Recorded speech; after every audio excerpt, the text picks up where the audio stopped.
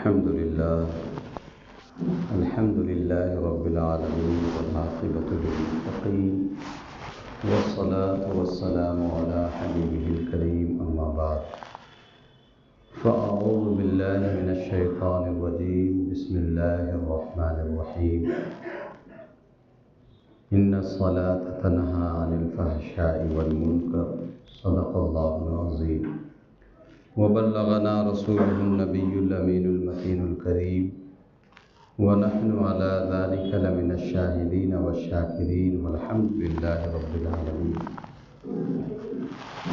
آئیے ہم اور آپ انتہائی ادب و احترام کے ساتھ آقا نامدار، مدینے کے تاجدار، دونوں عالم کے مالک و مختار، آمنہ کے لال حضرت عبداللہ کے لخت جگر، احمد مجتبیٰ محمد مصطفیٰ صلی اللہ تعالی علیہ وسلم کی مقدس مطہر معظم محترم بارگاہ میں درود شریف کا نذرانہ عقیدت پیش کر لیں۔ اللہم صلی علی سیدنا و مولانا محمد طب القلوب و دوائیہا و عافیت الابدان و شفائیہا و نور الابصار و ضیائیہا و علی آلہ و صحبہ و بارک وسلم۔ صلاۃ و سلام علیک یا رسول اللہ، علیک یا حبیب اللہ صلی اللہ تعالی علیہ وسلم۔ دوستان محترم، خطبہ مسنونہ کے بعد جس آیت مقدسہ کی میں نے تلاوت کرنے کا شرف حاصل کیا، اس کے اندر اللہ تبارک و تعالی نے نماز کی جو خاصیت ہے وہ بیان فرمائی۔ نماز کی خاصیت کیا بیان فرمائی کہ نماز ایک ایسا عمل ہے کہ ایک انسان پابندی کے ساتھ، خشوع اور خضوع کے ساتھ پڑھنا شروع کر دیتا ہے تو وہ انسان کو بے حیائیوں سے روک دیتی ہے، ایک انسان کی طبیعت کو پاک اور صاف کر دیتی ہے، اس کی نگاہیں پاک ہو جاتی ہے، اس کا دل صاف ہو جاتا ہے۔ یہ کب ممکن ہے؟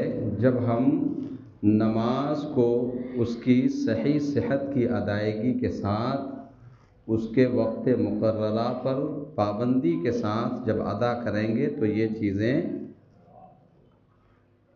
کام کرنا شروع کر دیتی ہیں۔ نماز امت مسلمہ پر ایمان اور عقیدے کو درست کر لینے کے بعد سب سے اہم فرائض میں سے ایک فرض ہے۔ سب سے اہم چیز اس امت کو جو دی گئی وہ نماز ہے، اور اللہ کے رسول صلی اللہ تعالی علیہ وسلم نے اس کی بے شمار فضیلتیں بیان فرمائی، بہت ساری فضیلتیں بیان فرمائی، اور نہ پڑھنے والوں کے لیے وعید بھی بیان فرمائی کہ نہ پڑھنے سے کیا نقصانات ہیں۔ تو نماز ایک ایسا عمل ہے جو انسان کو بے حیائی اور بری باتوں سے روکتی ہے، اچھے کام کی طرف طبیعت کو مبذول کرا دیتی ہے، برے کام سے ایک انسان کے پیر کو روکتی ہے۔ لیکن اگر پڑھنے کے بعد وہ چیزیں جو اس کے اندر بیان کی گئی ہیں نہیں کسی کے اندر پائی جا رہی ہے، نماز پڑھ رہے ہیں لیکن بے حیائی سے باز نہیں آ رہے، نماز پڑھ رہے ہیں لیکن غلط کام بھی ساتھ میں کر رہے ہیں، نماز پڑھ رہے ہیں اور نگاہوں کے اندر پاکیزگی نہیں ہے، نماز پڑھ رہے ہیں اور دل بغض اور کینہ سے صاف نہیں ہے، اس کا مطلب یہ ہے کہ جو چیز نماز سے حاصل ہونے والی تھی وہ چیز آپ کو نہیں ہو رہی ہے۔ وجہ کیا ہے؟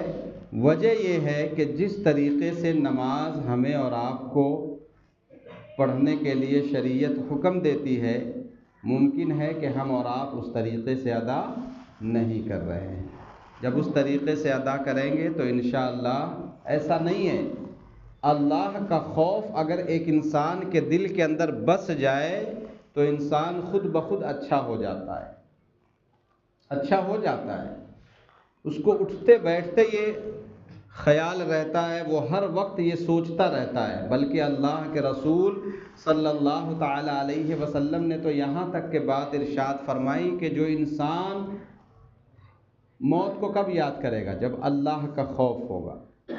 اللہ کے رسول فرماتے جو انسان ایک دن میں 20 مرتبہ موت کو یاد کرے، اللہ تبارک و تعالیٰ اس کا خاتمہ شہیدوں میں فرمائے گا، شہادت کی حالت میں اس کو موت نصیب ہوگی۔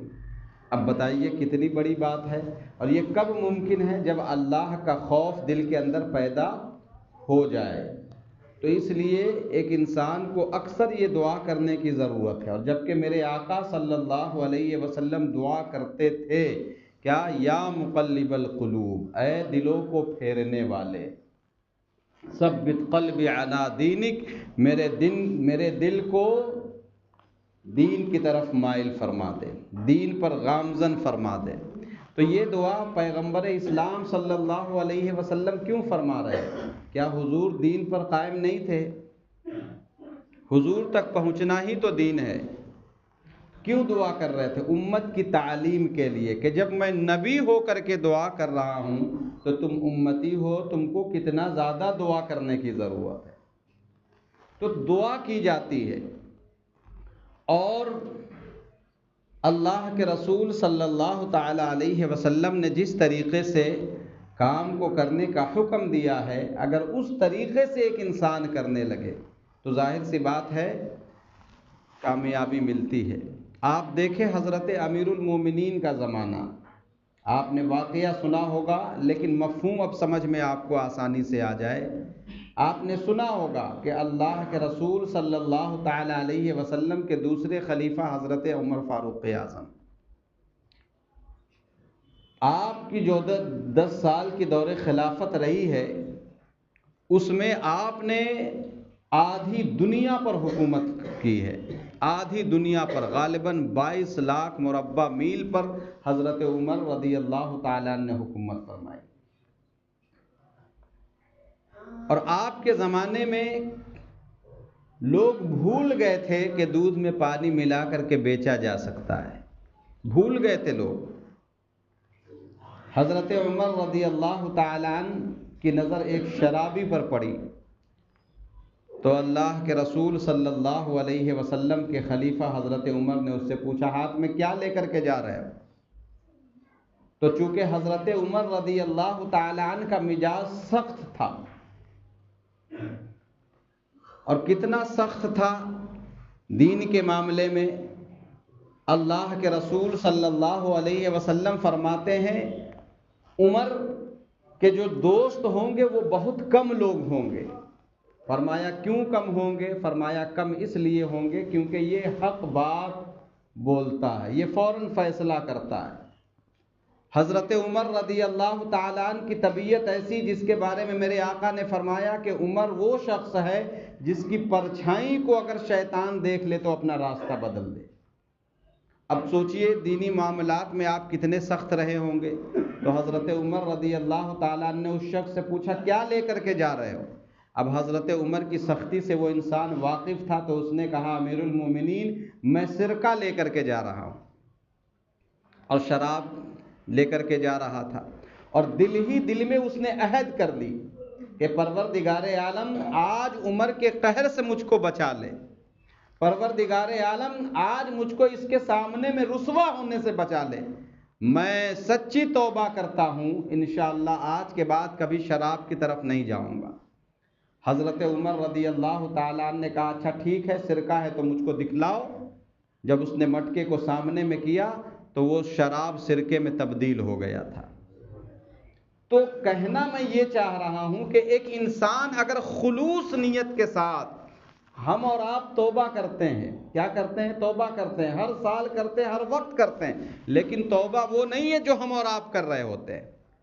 ہم تو فارمیلٹی ادا کر رہے ہوتے ہیں، کوئی چیز کوئی میرے سامنے میں انتقال کر گیا کسی وجہ سے، بھائی کسی نہ کسی وجہ سے انتقال انسان کا ہوتا ہے، کوئی ایکسیڈنٹ میں کر گیا تو دل میں ہم نے توبہ کر لیا آج کے بعد جو ہے انشاءاللہ ہم تیز گاڑی نہیں چلائیں گے. کسی وجہ کوئی اور حادثے میں ہوا تو کہا اس کے بعد ہم یہ کام نہیں کریں گے. وہ وقتی ہے، وقتی ہماری سوچ ہوتی ہے، وقتی طور پر ہم دل میں اس چیز کو جگہ دیتے ہیں، لیکن بعد میں کیا ہوتا ہے؟ پھر وہی حال ہے. نہ جانے کتنے بار ہم عہد کیے ہوں گے کہ انشاءاللہ کل سے ہم نماز نہیں چھوڑیں گے، کل سے فجر میں بھی حاضر ہو جائیں گے، کل سے عشاء میں بھی حاضر ہو جائیں گے، ظہر مغرب عصر میں بھی حاضر ہو جائیں گے. لیکن کیا ہے؟ ہم نے اپنے آپ سے وعدہ کیا، 2 دن آئے، تیسرے دن پھر وہی حال ہے. تو یہ کیا ہے؟ یہ توبہ ہے. اگر آپ سے کوئی وعدہ کر لے کہ فلاں صاحب آپ کا انتظار کر رہے، آپ سے کوئی وعدہ کر لے کہ 12 بجے میں آ جاؤں گا، اب وہ نہ آئے تو آپ کتنا ناراض ہو جاتے ہیں؟ آپ کتنا ناراض ہو جاتے ہیں؟ اچھا ٹھیک ہے، کل آنا، کل بھی نہ آئے، پرسوں آنا، پرسوں بھی نہ آئے، تو کیا ہوتا ہے؟ اس سے ہم تعلق ہی ختم کر دیتے ہیں کہ یہ انسان اس لائق نہیں ہے کہ اس کے اوپر اعتماد کیا جائے، یہ اس لائق نہیں ہے کہ اس کے اوپر بھروسہ کیا جائے، کوئی کام اس کے حوالے کر دیا جائے کہ یہ کر کے دے گا. آپ بتائیے نا کہ اللہ تبارک و تعالیٰ سے ہم اور آپ کتنا وعدہ کرتے ہیں کہ نہیں اب نہیں، اب کریں گے، اب جھوٹ چھوڑ دیں گے، غیبت چھوڑ دیں گے، قرآن پڑھنا شروع کر دیں گے، پڑوسیوں کا حق ادا کریں گے، بیوی بچوں کے حقوق کو ادا کریں گے، ماں باپ کا ادب کریں گے، استاذ کا احترام کریں گے، بچوں کے اوپر شفقت کریں گے، پڑوسیوں کا حق ادا کریں گے. نہ جانے کتنی مرتبہ ہم یہ دل میں عہد کرتے ہیں اور رب کے سامنے میں رب کو حاضر و ناظر جان کر کے یہ وعدہ کرتے ہیں، لیکن پھر دوسرے دن سے ہم کیا کر رہے ہوتے ہیں؟ وہی کام جو پرسوں کر رہے تھے، وہی کام جو نرسوں کر رہے تھے. لیکن اس کے باوجود ہمارا اور آپ کا رب اتنا کریم ہے کہ وہ تب بھی رزق آپ کو دے رہا تھا اور آج بھی آپ کو رزق دے رہا ہے. کہنے کا مطلب یہ ہے کہ ایک انسان جب تک خلوص نیت کے ساتھ کوئی کام کو نہ کرنا شروع کر دے تب تک طبیعت کے اندر تبدیلی نہیں آ سکتی ہے. آپ کو خلوص نیت کے ساتھ ہر کام کو، اور تکلیف ہوتی ہے، عادت آسانی سے نہیں بنتی. اسی لیے میں نے آپ سے عرض کیا تھا کہ اللہ کے رسول صلی اللہ علیہ وسلم نے کیا فرمایا کہ لڑکا لڑکی جب بالغ ہو جائے تب نماز فرض ہوتی ہے، لیکن سکھانا کب سے ہے؟ جب 7 سال کے ہو جائیں. کتنے سال کے ہو جائیں؟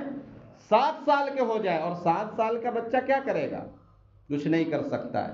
لیکن کیا ہے؟ 7 سال کی عمر سے ایک بچے کے پیچھے اگر محنت کی جائے گی تو بالغ ہونے تک وہ اس طریقے سے اس کام کے عادی ہو چکے ہوں گے کہ بعد میں اس کی عادت خراب نہیں ہو سکتی. عادت کو لگانے میں وقت لگتا ہے اور عادت کو چھوڑانے میں بھی وقت لگتا ہے. تو عادت کو لگائیے. اب آپ کب لگائیں گے اپنی عادت؟ اب اپنی عادت کب بنائیں گے کہ کثرت کے ساتھ اپنے نبی پر کم سے کم درود پڑھا جائے، کثرت کے ساتھ توبہ و استغفار کیا جائے، اور کم سے کم وہ نمازیں جو ہماری اور آپ کی چھوٹ گئی ہیں اس کو ادا کی جائے. نماز کے حوالے سے پچھلے جمعے میں بات چل رہی تھی، قضائے عمری کے بارے میں آپ کو بتلا رہا تھا کہ جو انسان بالغ ہوا ایمان کی حالت میں نماز اس کے اوپر اسی دن فرض ہو جاتی ہے. اور کب تک فرض رہتی ہے؟ جب تک اس کا انتقال نہ ہو جائے. جب تک انتقال نہ ہو جائے نماز ایک وقت کی بھی اس کے اوپر معاف نہیں ہوتی ہے. ہاں سفر میں ہے تو اس کی قصر ہے، لیکن معاف نہیں ہے. معاف نہیں ہے. سفر میں اگر آپ جا رہے ہیں، جیسے 4 رکعت نماز ظہر کی پڑھنا تھی، آپ 4 نہ پڑھ کر کے 2 پڑھیں گے. اور سفر کے لیے جو کنڈیشن بتلائی گئی ہے وہ انشاءاللہ کبھی مسافر کی نماز کے حوالے سے بات کروں گا تو ساری چیز میں آپ کو کھول کر کے بتلاؤں گا. تو میں یہ عرض کر رہا ہوں کہ بالغ ہونے کے دن آپ کے اوپر نماز فرض ہوا. اور کب؟ جب تک آپ زندہ دنیا میں رہیں گے اس وقت تک جتنی نمازیں ہوئیں، ایک ایک نماز آپ کے اوپر فرض ہے. اس میں سے ایک بھی جان بوجھ کر کے اگر آپ چھوڑتے ہیں تو اس کی بہت بڑی وعید بتائی گئی ہے. اس کی سزا اللہ کے رسول صلی اللہ علیہ وسلم نے بڑی سخت بتلائی ہے. تو اس لیے ہمیں اور آپ کو کم سے کم اپنی نمازیں مکمل کر لینی چاہیے. اور نماز مکمل کیسے ہوگی؟ قضائے عمری کا طریقہ میں نے آپ کو کیا بتلایا تھا کہ آپ اگر فرض نماز پڑھنے کے لیے آ رہے ہیں تو کوشش کریے کہ 10-15 منٹ پہلے آ جائیے، اور آنے کے بعد ظہر میں آئے تو 4 رکعت سنت تو پڑھتے ہیں، اس سے پہلے 10 منٹ کا وقت ہے تو 4 رکعت اپنی فرض قضا نماز آپ ادا کر لیجئے۔ اگر ایک انسان روزانہ ایک نماز ہی ہر وقت میں قضاء عمری کر لے تو ممکن ہے، اگر 10 سال کی عمر ہے تو پچھلے 10 سال کی عمر قضا جو نماز ہو گئی ہے وہ آپ کی ادا ہو جائے گی آسانی سے۔ اور اگر ایک ساتھ بہت ساری نمازیں پڑھنے اگر آپ جا رہے ہیں، بہت ساری نماز ایک ساتھ قضا ادا کرنے کا ارادہ آپ نے کر لیا ہے، تو یہاں پر شریعت اس چیز کی چھوٹ دیتی ہے آپ کو۔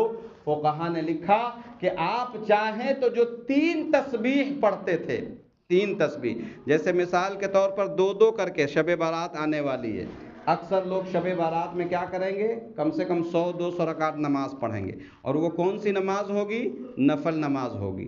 جبکہ یہاں پر شریعت کہتی ہے کہ جو فرض باقی ہے جب تک وہ ادا نہیں ہوتی آپ کی نفل نماز نہیں قبول ہوگی۔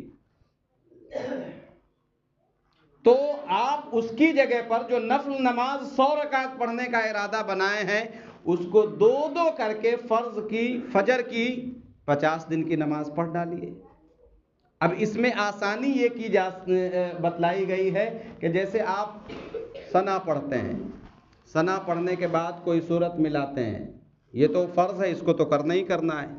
اس کے بعد جو رکوع میں آپ جاتے ہیں، 3 تسبیح کی بجائے آپ 1 تسبیح پڑھ لیجئے، سبحان ربی العظیم، ایک بار پڑھے کھڑے ہو گئے، پھر سجدے میں گئے، سبحان ربی الاعلی 3 مرتبہ پڑھتے، اس کو ایک ہی بار پڑھیں تاکہ کم وقت میں زیادہ رکعت نمازیں آپ کی پوری ہو جائے۔ اب یہاں آتے ہیں تحیات۔ اب تحیات واجب ہے، بغیر اس کے نماز ہوگی ہی نہیں، تو آپ کو پوری پڑھنا ہوگی۔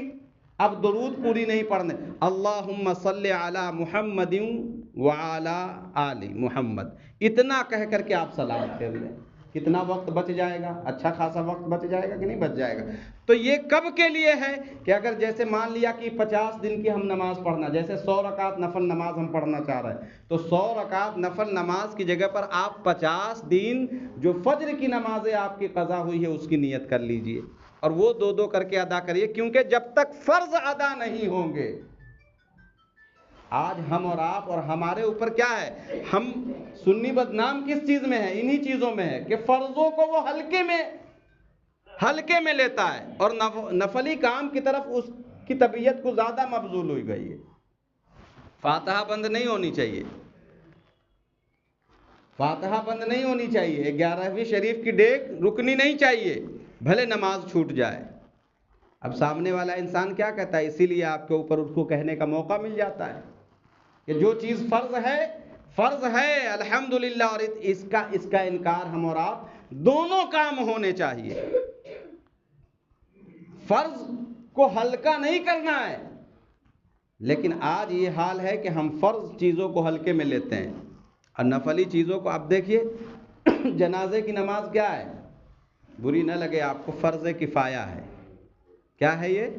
فرض کفایہ ہے۔ فرض کفایہ کا مطلب کیا ہوتا ہے کہ جتنے لوگوں کو خبر ملی کہ فلاں صاحب کا آج انتقال ہوا، مثال کے طور پر 1000 لوگوں تک خبر پہنچ گئی، ایک آدمی نے بھی محلے کی نماز ادا کر لی تو سارے لوگ ذمہ داری سے بری ہو گئے۔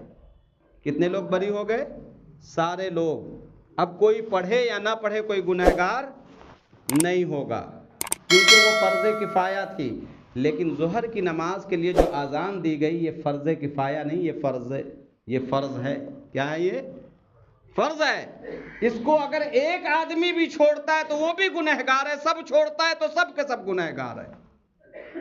لیکن اس کی طرف کتنی طبیعت ہے، اس کا مطلب یہ نہیں کہ اس کی طرف طبیعت نہیں جانی چاہیے، اچھی چیز ہے۔ اب دیکھیے اسی کی جگہ پر دیکھ لیجئے، غسل دینے کی جب بات آتی ہے تو لوگ مولوی کو ڈھونڈ رہے ہوتے ہیں۔ کون سی نماز؟ جو مردہ نہیں پڑھنے والا۔ مردہ پڑھتا ہے کیا جنازے کی نماز؟ اس کے لیے تو دعا کی جاتی ہے، لیکن اس کے غسل کا اہتمام کتنا ہوتا ہے کہ غسل دینے والا آدمی بلایا جائے تاکہ غسل صحیح طریقے سے ہو جائے۔ اب ہم فرض نماز کے لیے آتے ہیں، ہمیں یہی نہیں پتا کہ غسل کا طریقہ کیا ہے۔ سمجھ رہے ہیں؟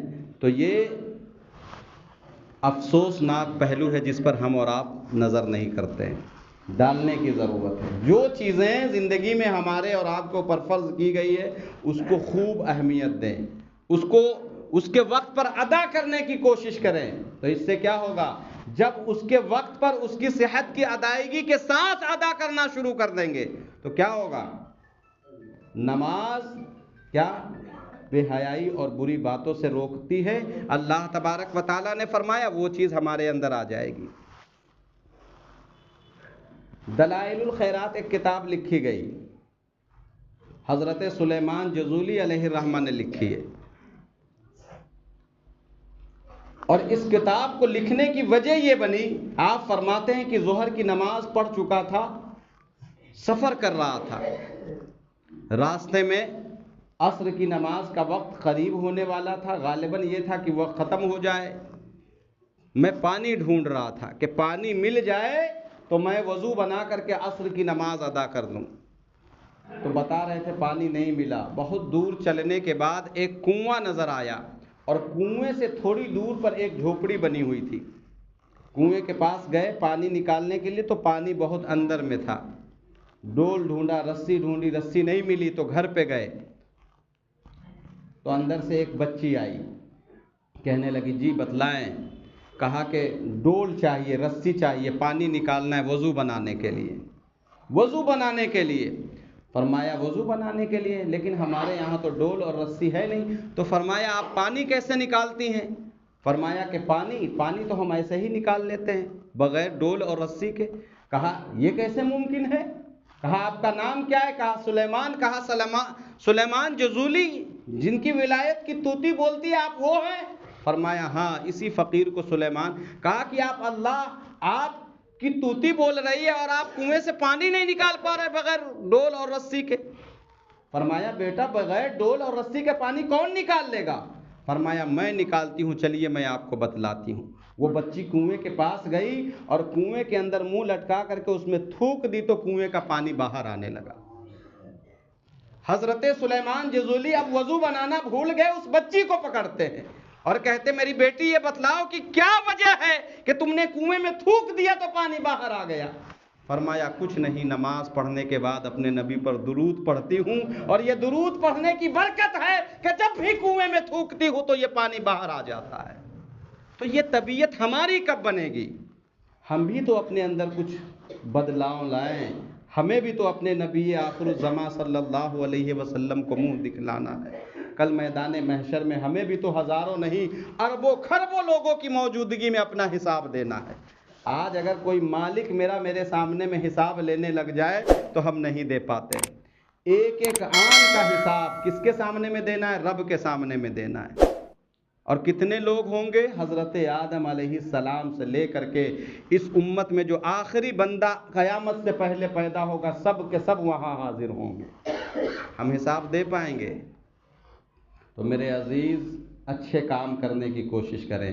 اللہ تبارک و تعالی ہمیں اور آپ کو کہنے سننے سے زیادہ کلمات حسنات پہ عمل کرنے کی توفیق عطا فرمائے۔